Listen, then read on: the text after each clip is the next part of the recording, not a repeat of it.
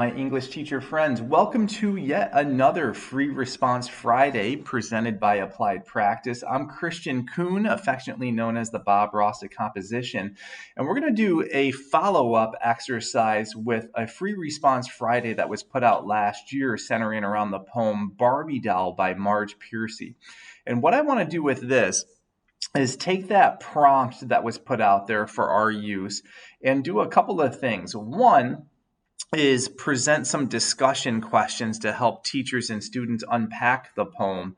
And two, actually write our way through an entire poetry analysis for that. So write the essay a few times. So as the quote unquote Bob Ross of composition, that's something that I do in my YouTube channel and in my practices with the National Writing Project, NCTE, the College Board, etc. So without further delay, how about we take a look at the prompt that Applied Practice put together for us.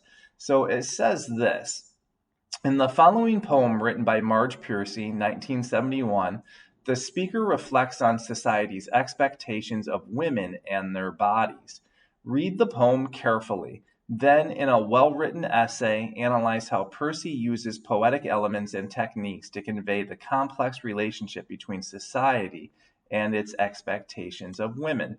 So just your common fodder prompt that the College Board puts out, it's in that vein. So nothing really tricky to do. And they kind of front load for us how we're to read the poem. We're looking at representations of female beauty, gender spheres, all that kind of stuff that we typically look at anyways when we read this poem.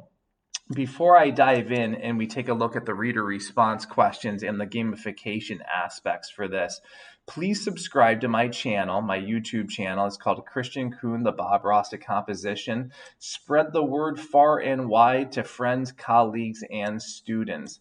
So in the forthcoming slides, I have the reader response questions that my students generated for your students. So all of these are questions that my students, formulated in an effort to either gamify the exercise, the discussion, or get into an edutainment experience. And what we did was we ended up playing a game of Connect 4. So we had a blue team and a red team. We split the class in half. And the blue team wrote their questions, the red team wrote their questions, and we just kind of oscillated back and forth between our questions. And I kind of played Alex Trebek of Connect 4 and was the game show moderator. So I've seen this done 1,000 different ways. So some teachers will use Jenga, some teachers will do tic-tac-toe, I've seen Kerplunk, I've seen Nerf basketball, you name it. So you can gamify it and do an edutainment exercise or just a straight up reader response journal analysis if you want. So here are a few of the questions that my students posed that your students can use as well. So question number 1 says, what specific diction does Piercy employ to separate the male sphere from the female gender sphere?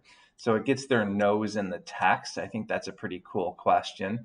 Number 2 says, in terms of diction analysis, why is it significant that the author uses PP and wee in the first stanza? How do these two expressions create meaning in the work as a whole and tied to the universal truth of the poem? So you can see these are students of Kristian Kuhn, because I'm always asking them about construction of meaning, universal truth, the universal gem, things of that nature when I ask them questions. And you'll see once we get to the introductory paragraphs and how my students anchor their theses, those questions are important to ask during the reading phase, during the unpacking phase. Here's number 3, just to give you a sense of some of the questions my students ask and the complexity of them. I spy the simple admission of as usual to be significant. How is this a very pregnant expression? How does it create meaning in the work as a whole? So again, those last 2 questions get at that universal truth and the construction of meaning. Here's number 4. I spy with my little eye a simile and or juxtaposition that trespasses into the male sphere. Identify and unpack the significance of this. Bonus points, explain the irony implicit in the simile juxtaposition. So usually with questions like this, I ask the group, whether it be the red team or the blue team, where in the text are you specifically referring to? And that's what we had to do for this particular question. Otherwise, kids are scouring the whole poem looking for that, and it becomes kind of a guessing game. So that's what I mean by Alex Trebek. Teachers are going to have to do a little bit of lifting for the students just for clarity's sake. Here's number 5. Why do you suppose that the author characterizes the protagonist as playing coy? How does the diction lend meaning to the universal truth of the poem? And as you can see here, we go from 6 all the way down to some bonus questions. Past question 12, so there's 13, 14 questions to some bonus questions. So plenty of questions for a Connect 4. Admittedly, a couple of them get a little redundant. So again, as the Alex Trebek of Connect 4 or the Pat Sajak, you just skip by those and weed out the redundancies before we actually begin the gamification or the reader response journal. Now, if you're doing just reader response journals, I might have students, do something like this, like have students respond to the 5 most prominent, pithy questions out of all 14. Or you can go hardcore and have them respond to all of them. But usually 3 to 5 sentences, I feel, does it. So once you've thoroughly unpacked it and kids have annotated the poem, you've broken down the prompt, I ask this question: so how do I write the introduction? And for literary analysis, and this is true of all of the FRQs on the AP Literature exam, my students will invert the thesis. So let's break down that prompt into something kind of like a tack or a cheat code. Here's the truth. Implicit in the prompt, and this is true of all FRQ2 prompts, is this. Implicit in the prompt, you have 2 questions. How does the author construct meaning? And what is the authorial intent? So again, you can do this for the prose passage and the poetry passage on the AP Literature exam. So both FRQs. So again, the questions are: how does the author construct meaning? And what is the authorial intent? So if we break that down graphically, this is what's going to happen. 3 sentences go to the question, what is the author's intent? And those are going to be the first 3 sentences of the inverted thesis heuristic. The last sentence is going to answer the question, how does the author construct meaning? Whenever you answer that question, how does the author construct meaning, that constitutes and comprises the thesis statement. Since it's the last sentence, that's why we call it an inverted thesis. So you end with the thesis. If you start with the thesis, just by the way, it's called a declarative thesis. So what my students do is this: they follow that model, they follow that heuristic, and then the next logical step is to go term, device, technique, element hunting. They have to align their quotes to the thesis. Let me Bob Ross what I mean by this, and this is one of the reasons why I earned the dubbing of the Bob Ross of composition, because I'm always saying you got to Bob Ross your instruction. Instead of just assigning this and talking into the ether, let's take a look at some student examples that my kids put together for you and your students. And you can see explicitly and forthrightly how to manipulate that inverted thesis heuristic. And I guess the big thing to remember is this: it's 3 plus 1. 3 authorial intent, 1 construction of meaning.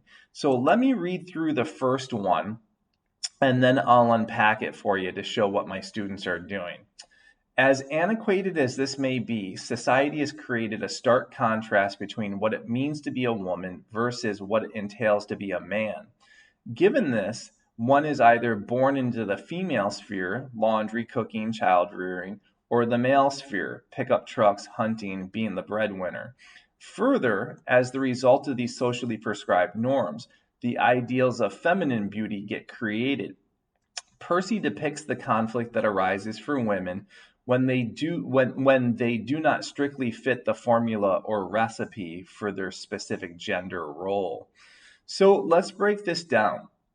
You can see that the first three sentences are all authorial intent, right? The exigence, the universal truth, the universal pithiness, the wisdom gems, I hear some teachers call it, of the poem.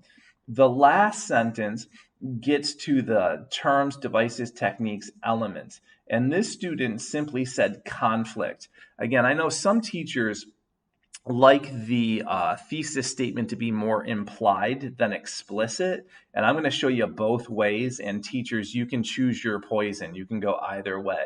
So unquestionably, even though there's just one term dropped in this last sentence, and I highlighted it red there, conflict, it is nonetheless a thesis statement.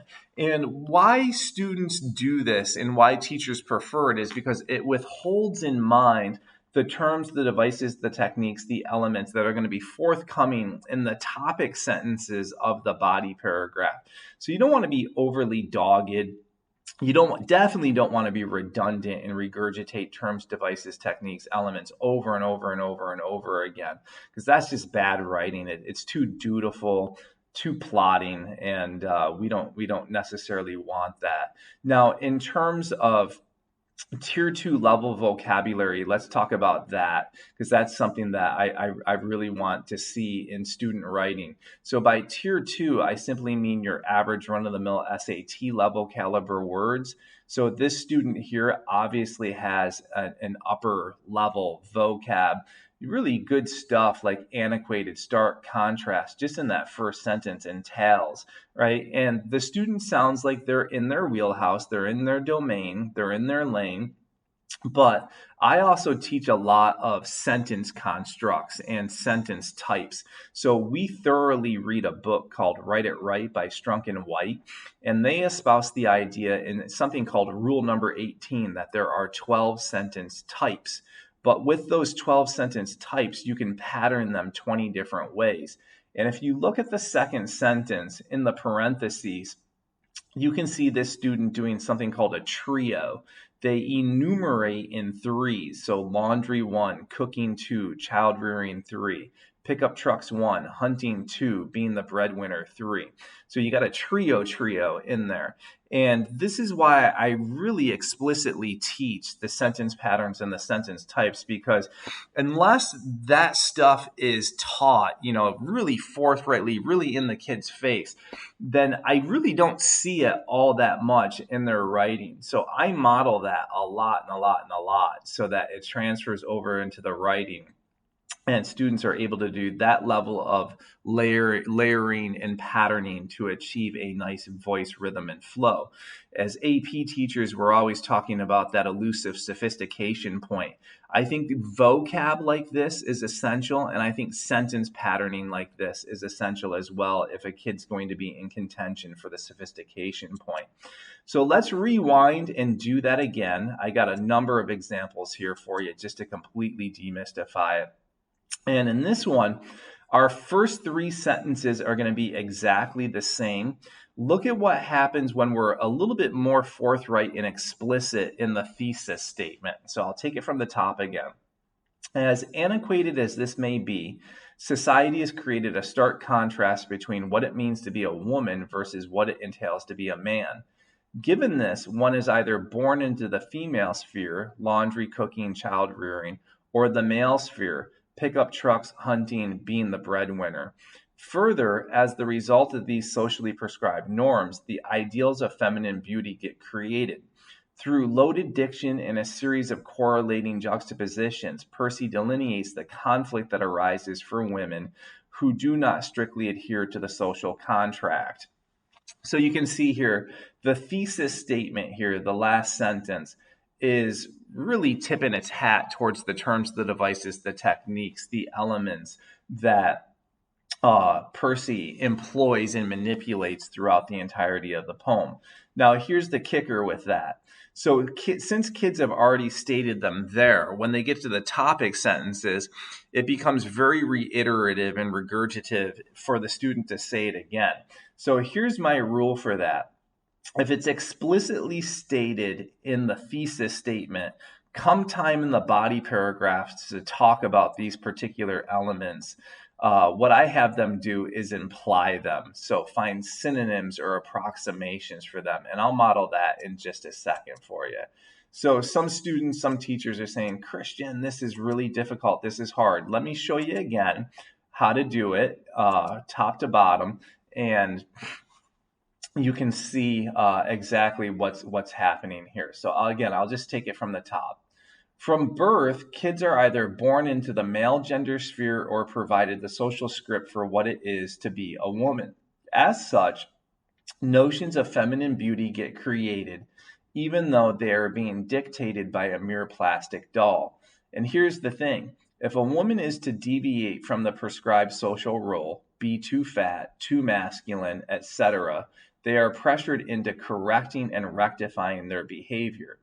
Through loaded diction and a series of correlating juxtapositions, Piercy delineates the conflict that arises for women who do not strictly adhere to the social contract.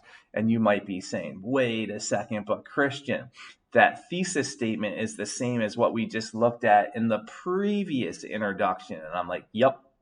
So we do this just to show the kids that, you have to have a correct read of the poem. I think a lot of kids come to AP literature and they're like, if I can support my read, then I'm right. And it's like, no. So there is an authorial intent. There are constructions of meaning within the poem, and you have to ascertain both of those correctly, or, pretty approximately, if you want to get decent credit for the piece. So the first three sentences, again, are hitting at the authorial intent, and you can see the student is doing the same here as the first student. Elevated vocab. They're doing some nice sentence patterning and layering, so all the sentences are varied. And that's one of the things I talk to my kids about is, redundancy is the bane of the writer's existence. So you don't want your sentences to parallel each other.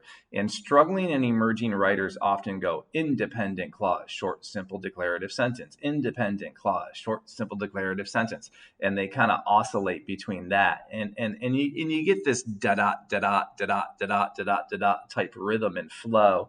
And it's very droning, and you don't want that. So you can see here, my students use parentheticals, they use dashes, they use colons and semicolons. So I teach them to be veritable syntactical ninjas at sentence level, just so that they have the chops to wield some nice voice rhythm and flow. So let's do it again. Let's paint another one and see what we got here. So you're going to see something very similar, all right? See if you can spot the pattern here. From birth, kids are either born into the male gender sphere or provided the social script for what it is to be a woman. As such, notions of feminine beauty get created, even though they are being dictated by a mere plastic doll. And here's the thing. If a woman is to deviate from the prescribed social role, to be fat, too masculine, etc., they are pressured into correcting and rectifying their behavior.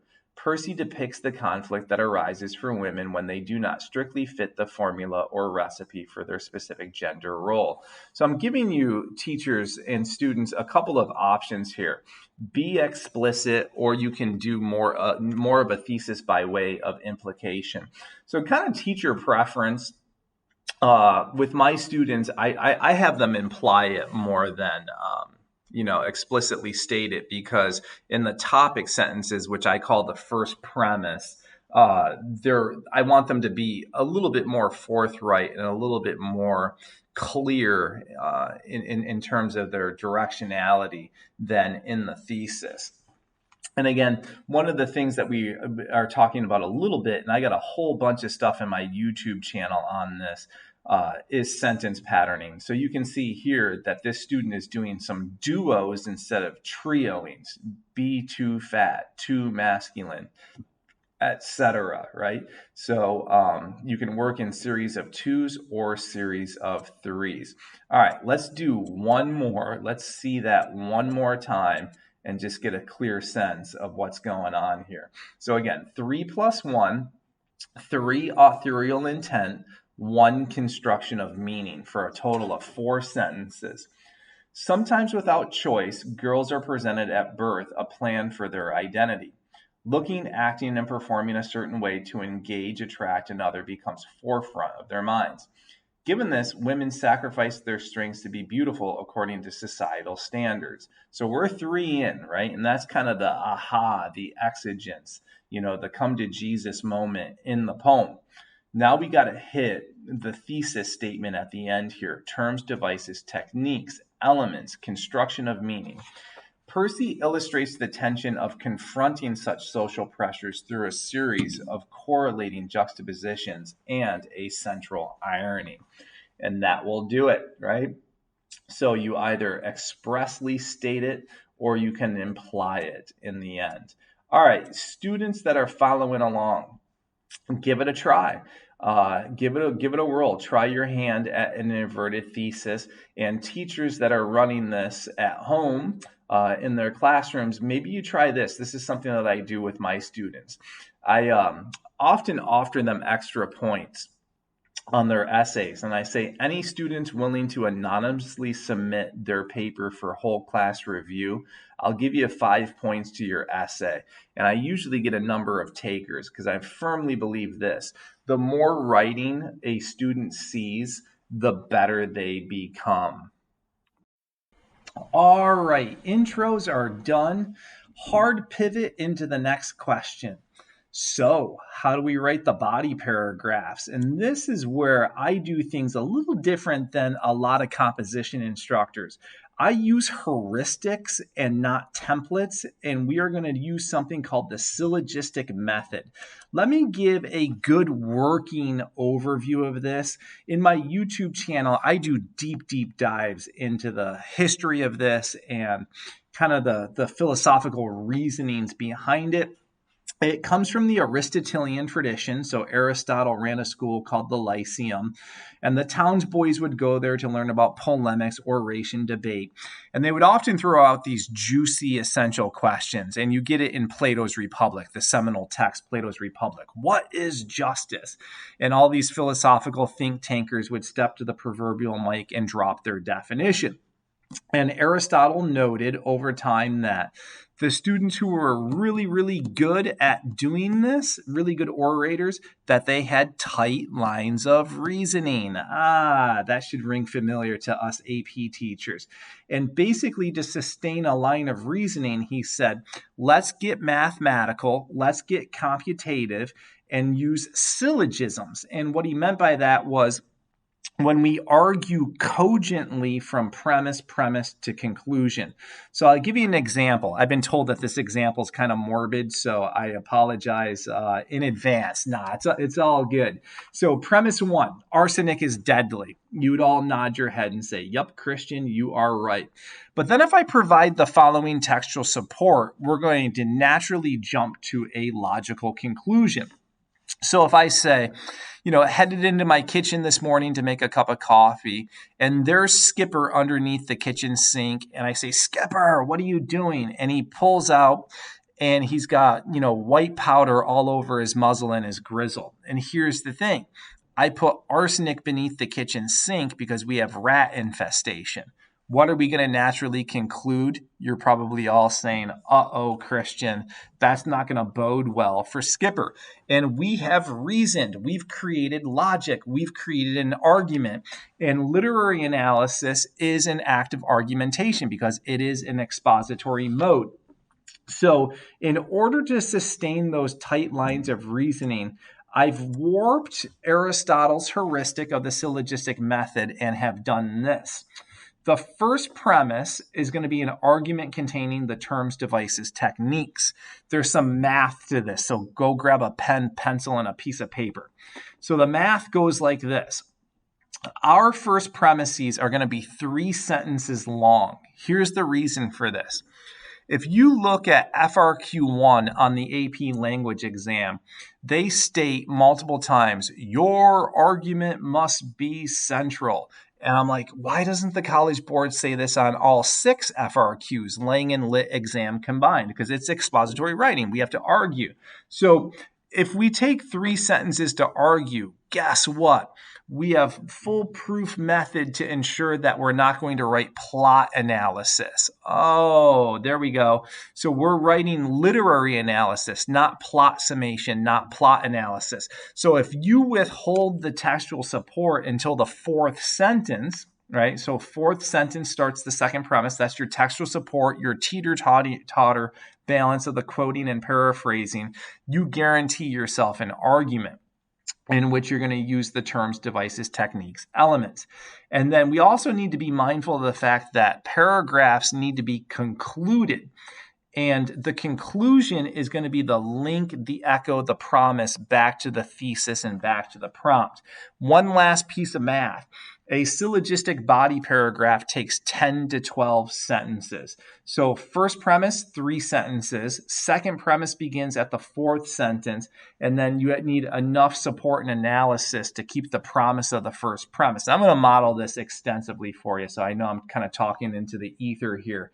So my students on the exam, on the AP Lit and AP Language exam, they only write 4 paragraphs, intro, 2 bodies, and a conclusion. And I know I differ from the 5-paragraph crowd on this, and they might think it's blasphemy, but my students fare very well on the exam, especially if they're being really substantial, substantive in those body paragraphs of 10 to 12 sentences. They don't need that 3rd body paragraph, and they can cover the whole thing in 2 syllogistic body paragraphs. So the question becomes, what's a first premise look like? All right, and we've hinted at this. Repetition is the bane of the writer's existence. If you explicitly stated the term in the thesis, in the first premise, you want to imply, right, or use a synonym or an approximation of it.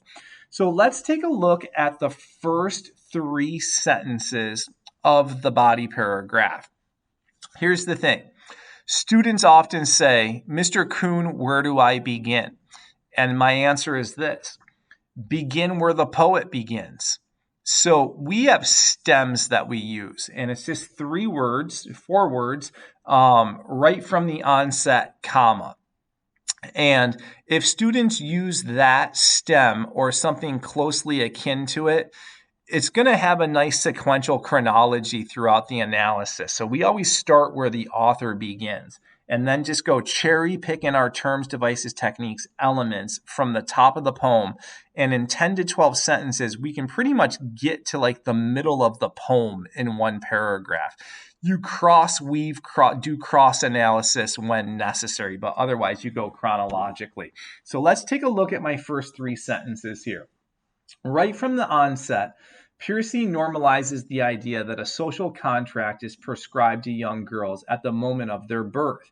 The childlike diction reinforces the odd and presumably ludicrous rationale for the reasons as to why these scripts continue to exist and hold women back on so many levels. As such, which is clear for the protagonist who deviates from her preordained role, it stands to reason that she must alter herself in order to fit in socially and be accepted as normative. So you can see here the only explicit term that I used was diction. And I would write a first premise like this. If my thesis were one of the front-loaded ones that was really heavy with the terms, devices, techniques, and then the inverse of that, if I'm implying in the thesis, I might want to be more explicit in the first premise. So where do we go from here?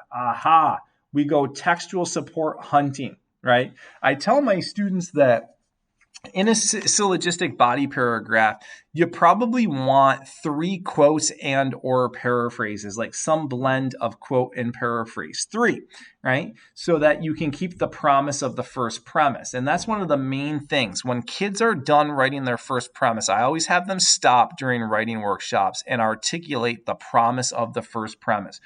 Where must your quotes and paraphrases go? The quotes and paraphrases need to be germane to that first premise. So you got to keep your promise. And I'll show you the second premise right here. Almost immediately upon exiting the womb, This girl child was born as usual and presented dolls that did pee-pee. So let's talk about that for a second. It's an embedded quote and it's silky smooth. You can hear that it's conversational, right? I have a rule and it's called the 5-word rule. If a student places a minimum of 5 words in front of the quote, so not exactly 5, so a minimum of 5 words in front of the quote and keeps the quote relatively small, it should sound conversational. But you'll see here that I needed to use a bracket, all right? So I teach my kids how to use ellipses and brackets when we embed quotes. And we might have a couple of examples of those down below. So you quote, you have to analyze the quote. And usually the analysis of the quote takes 1, 2, or 3 sentences. And I tell my kids this: repetition is the bane of the writer's existence. So if I do 1 sentence here, and then my second quote, I do 1 sentence. The third time, I don't want to do 1 because that's repetition. So I like to stagger 1 sentence, 2 sentence, 3 sentence, and just kind of oscillate between that and be mindful of how many sentences my textual analysis is and make sure I'm thorough, not arbitrary. Interesting enough, Piercy places emphasis on the customary nature of this, the almost habitual tendency of equipping girls with the social contract, which is reinforced in the patterns of the internal rhyme scheme. In addition to bodily functions, the doll is given miniature GE stoves and irons and wee lipsticks the color of cherry candy.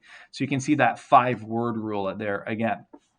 And given the nature of the first premise, I can bring in things like syntax, like the internal rhyme scheme, and discuss that and tie it to the promise of the first premise. Piercy, through the infantile playfulness of the diction, is creating a social commentary to question and ridicule the forced roles that are placed upon girls at such a young age.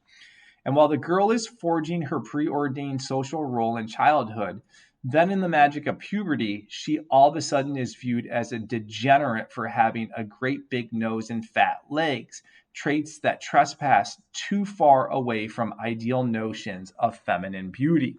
So you can see there, we have a lot of support and analysis in the second premise. I've quoted 3 times, got some paraphrasing in there, lots of analysis. But we got to cross the finish line. We have to finish this. And usually conclusions take about 2, sometimes 3 sentences. And then we're hovering around that 10 to 12 mark.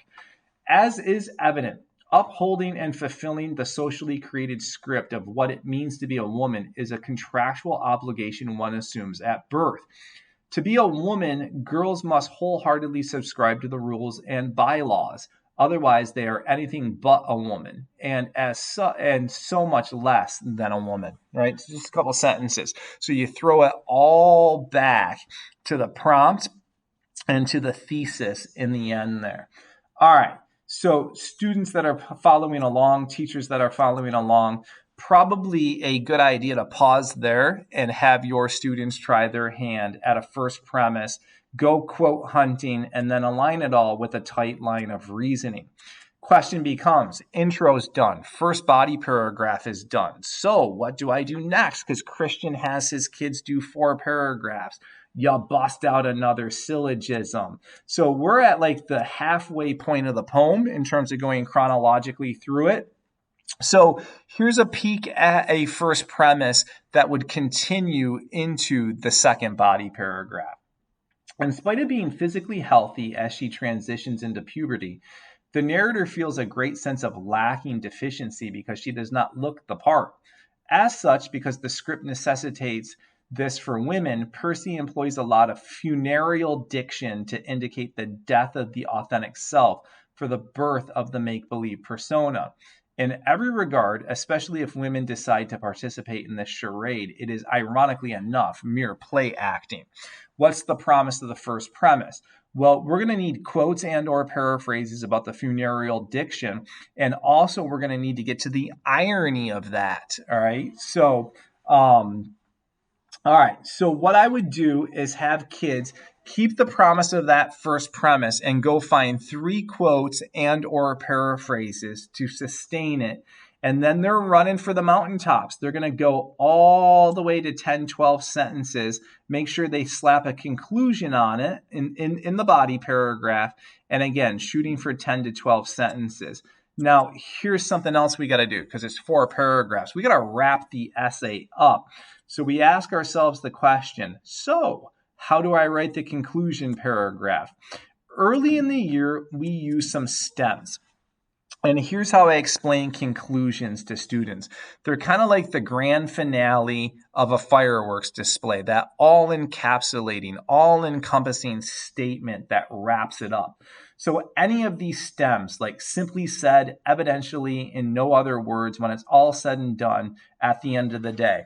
And you're shooting for 3 to 4 sentences for this. I got one example here using simply said. Simply said, Percy views the entire feminine script as a farce and fraudulent laughing point that flies in the face of womanhood.